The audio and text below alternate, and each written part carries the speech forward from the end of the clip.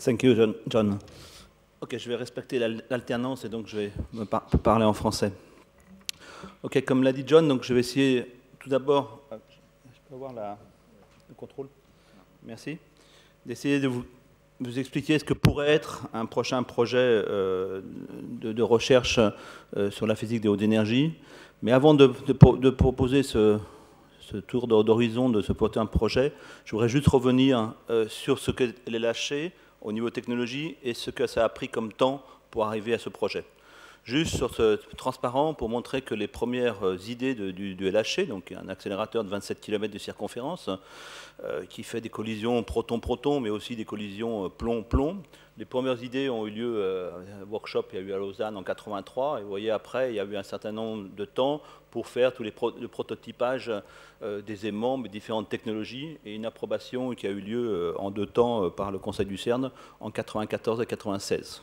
Et une fois, c'est pas tout ça, mais une fois qu'on a fait des prototypes, qu'on a validé les processus, il faut passer dans l'industrie, convaincre l'industrie de produire, convaincre bien sûr les agences de financement de venir avec le budget du CERN, de convaincre d'autres pays de s'associer et de faire les placements des contrats, des grands contrats. Donc vous voyez, c'est entre l'approbation 94 avec un démarrage de l'installation des aimants du LHC dans un tunnel qui existait déjà, qui était l'ancien LEP, Large Electron Positron, en 2004. Ensuite, une installation longue, on installe des aimants d'une complexité jamais égalée dans un anneau 27 km, on a mis 3 ans. Ensuite, ce n'est pas un accélérateur, on démarre on-off, on a mis un certain temps avant de valider tous les composants, ce qu'on appelle le hardware commissioning, et enfin mettre du faisceau. Et vous voyez, donc on a commencé à produire des collisions en 2010 pour une exploitation qui devrait aller jusqu'à 2035. Donc vous voyez les temps longs de la recherche fondamentale et les temps longs qu'il faut planter les graines pour les futurs accélérateurs assez tôt pour pouvoir être prêts pour les prochaines générations. Juste, c'est transparent, je ne vais pas demander d'aller dans les détails, mais juste pour dire, c'est les 3 années de fonctionnement qui ont eu lieu en 2010, 11 et 12 de fonctionnement qui ont donné un certain nombre de collisions. Dans notre jargon, on parle d'inverse van der Waals, peu importe, mais juste pour se rappeler ce nombre de 30, peu importe l'unité, qui correspond à presque 2 millions de milliards de collisions, à une énergie qui a monté jusqu'à 8 téraélectronvolts. Et qu'est-ce qu'on va faire maintenant dans la phase qui va commencer en 2015 et plus tard? Voilà. Juste, il faut dire que maintenant, on est ce qu'on appelle un long arrêt technique. Donc, depuis début 2013, depuis février 2013, on a un long arrêt technique de tous les accélérateurs du CERN afin de faire la maintenance. On a marché pratiquement pendant 3 ans sans arrêt. Maintenant, on a besoin de faire la maintenance de pas mal d'équipements et en particulier de consolider un certain nombre d'équipements du LHC pour passer de ces 8 téraélectronvolts dans une terra incognita de collision à 14 téraélectronvolts.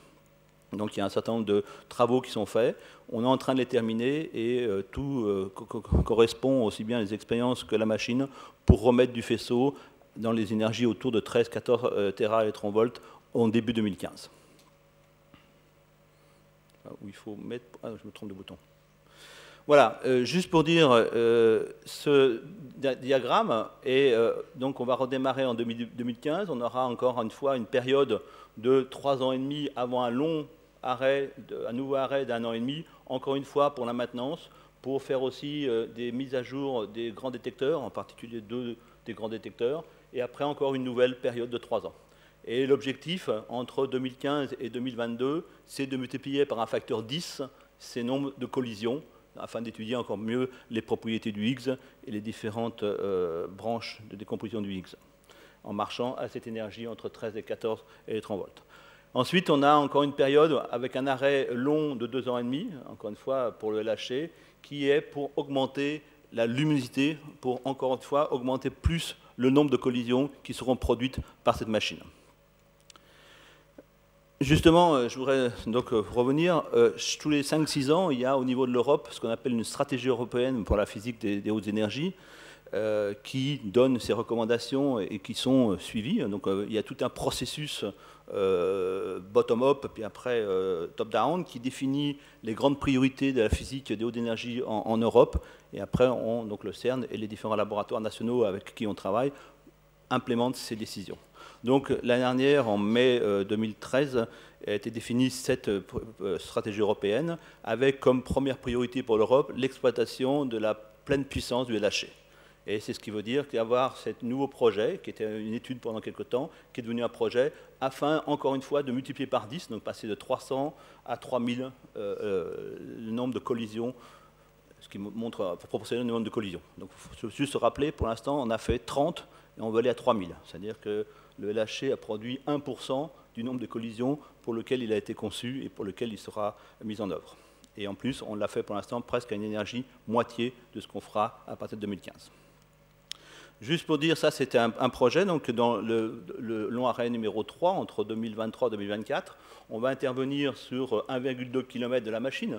Alors 1,2 km sur 27 km, cela paraît petit, mais des projets avec des défis technologiques sur 1,2 km dans le monde, il n'y en a pas tant que ça.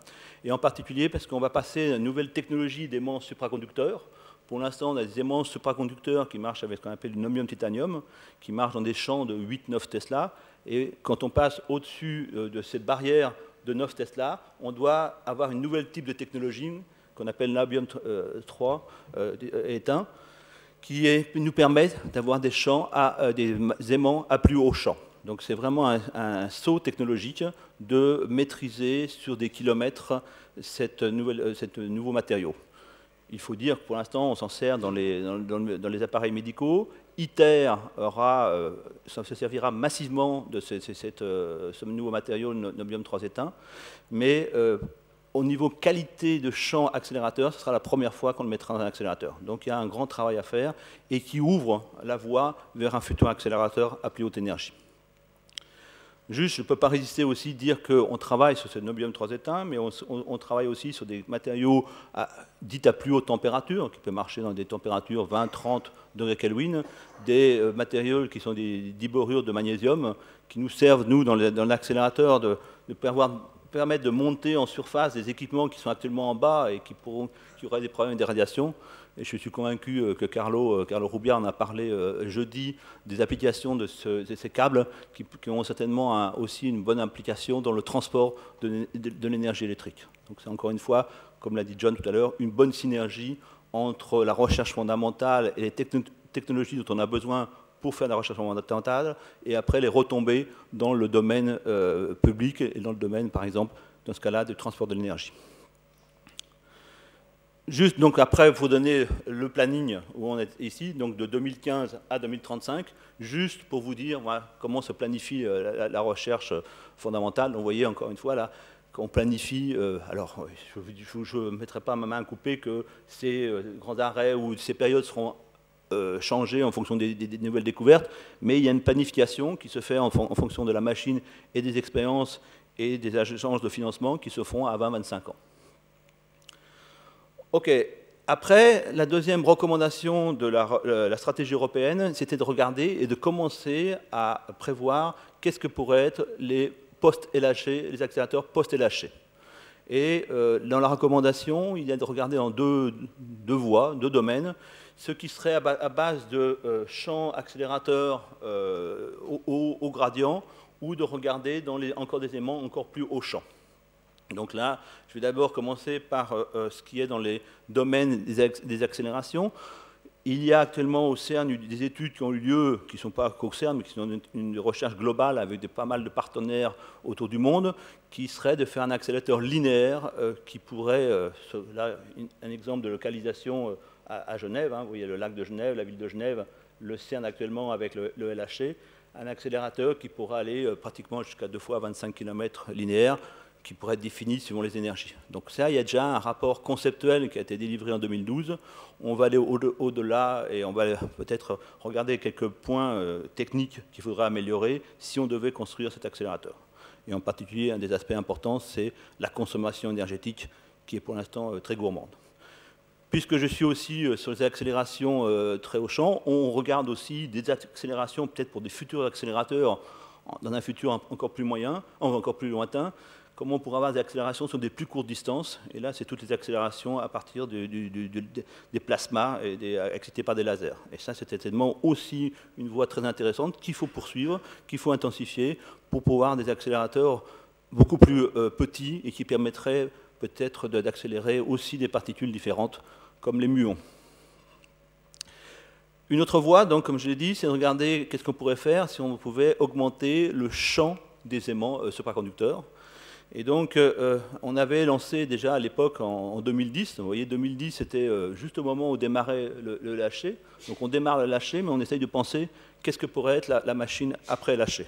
Donc, il y avait eu un workshop à Malte qui regardait est-ce qu'on pourrait, dans le tunnel de lâcher, dans le 27 km, retirer les aimants actuels, qui font 8-9 Tesla, et mettre quel type d'aimant.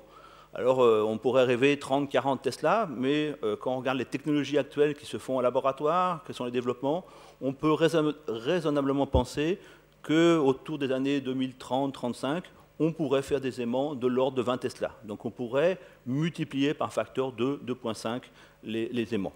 Avec, encore une fois, utilisant ce qu'on appelle les HTS, des matériaux nouveaux, haute température. Alors, c'est toujours différent. Haute température, pour nous, c'est 20 ou 30 degrés Kelvin. On travaille actuellement dans les lâchers à 1,9 degrés Kelvin. L'hélium devient liquide à 4,5 degrés Kelvin.